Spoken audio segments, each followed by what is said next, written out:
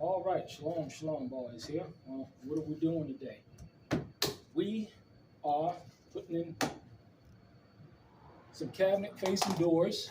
We're doing a whole bunch of work uh, to get a deli up and running. And me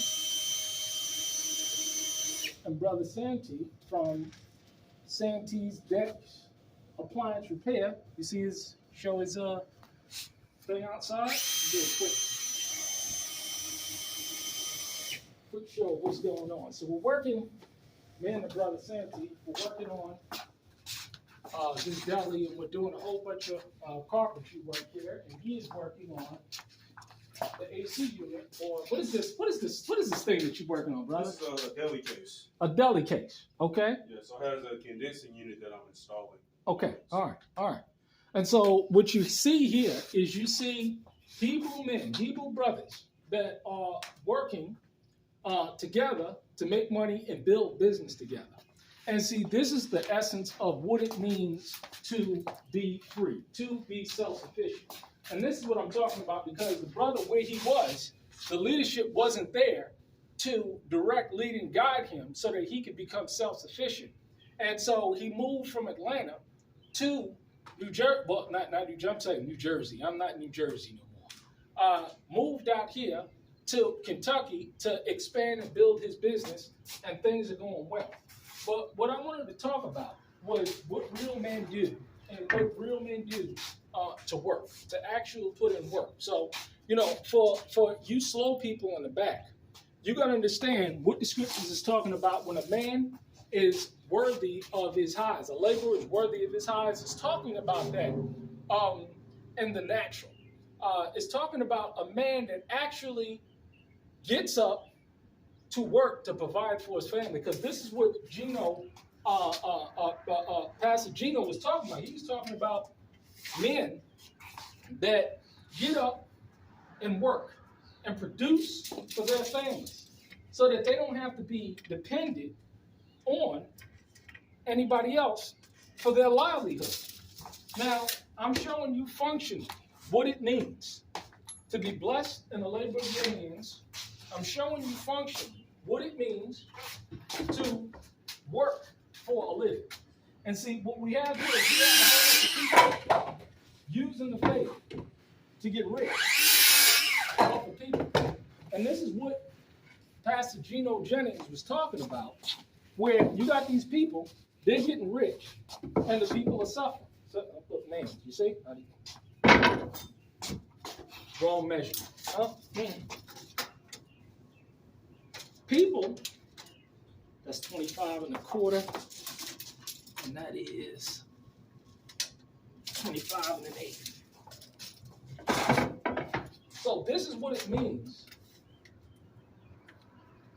for a man to get up and to be blessed on the labor of his hands and to produce and provide for his family.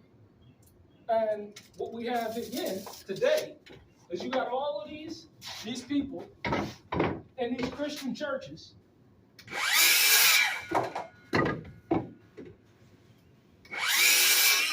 as well as, I was talking about Nathaniel, multi-millionaire. Where you get all this money from? And, he's living high on the hog, right? But at the same time, what about all of the people that are in that ministry that are struggling? It's amazing to see all of the idolatry and all of the worship of these people. They quote these people more than they quote the Messiah himself. And this talk, the scriptures talk over and over and over again about fear of man, bringing the snare, that the only person that can deliver you in salvation is your works and your conduct and how you walk and live your life, because we're all going to be judged according to our roles as men. And there's very few men in this day and age. So I got to take a little slither off. That is going to tell you, much less teach you, how to be debt-free and financially independent. You got so few people that's willing to do that.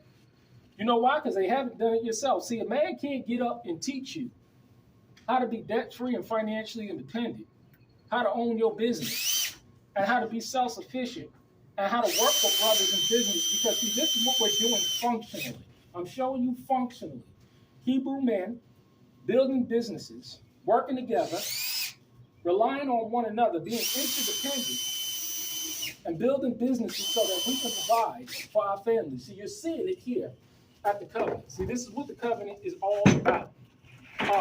Men working together and being interdependent, not dependent on one another for their livelihood. Because, see, there's a difference between a situation where you have slavery going on and another situation where you have interdependence, where brothers is working together in one mind and one spirit to uplift and encourage one another. See, this is what I'm talking about functionally. This is not something that I'm talking off the top of my head. See, I get up in the morning and I go and I work and I produce. And I take those funds and I bring those funds home. And my wife pays the bills. She doesn't have a water bill, a heating bill. She doesn't have to go to work. She doesn't have a mortgage. She doesn't have any of these things. And because, see, I provide those things for her. I don't get offerings. I don't get tithes. I don't get any of this stuff. What I do is I go out and I work these. And as a direct result of working these, I'm able to provide for myself. See, it's a real word of man. You know what I'm saying? Those tape measures, when you work them hard, they go quick. But see, this is what I'm talking about functionally.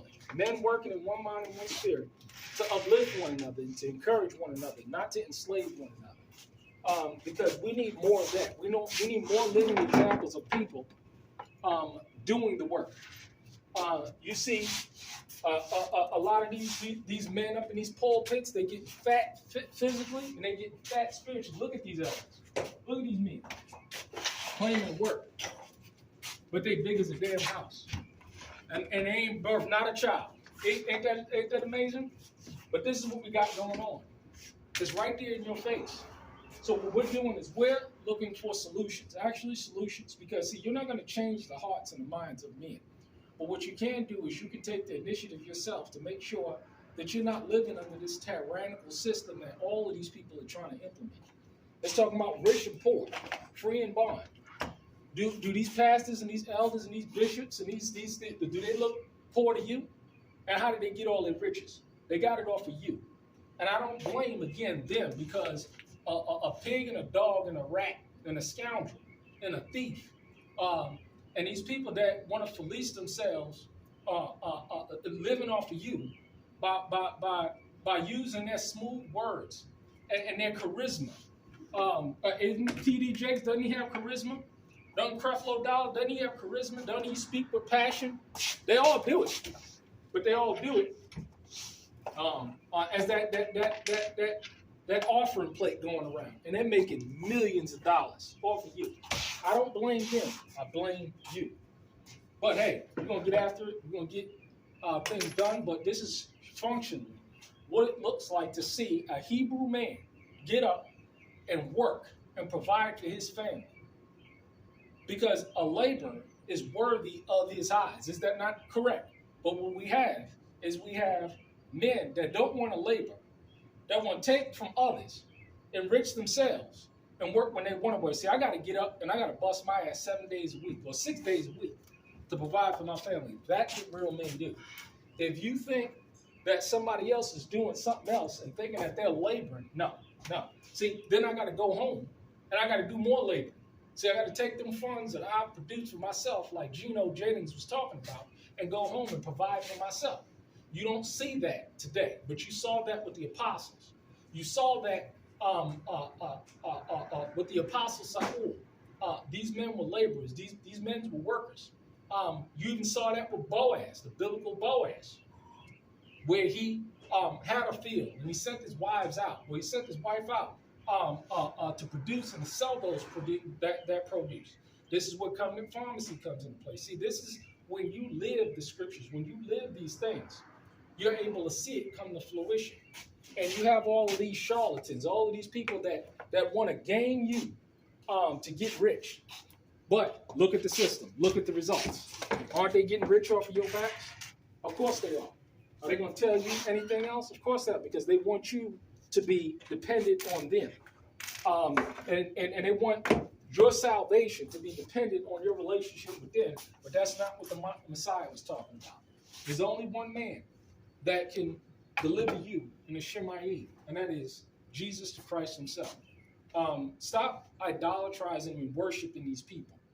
Because this is what Christianity has taught us. He's taught us to worship these pastors, worship these elders, worship these deacons, worship these bishops, while you and your family continue to struggle. It's amazing to see 10 years into this faith and to look back and to see men they're doing worse, or they ain't making no progress at all. But you're supposed to be under leadership, right? Yeah. Something wrong with them or something wrong with you. But let me get after it. Let's get out of here and let's wrap it up. All right. Shalom.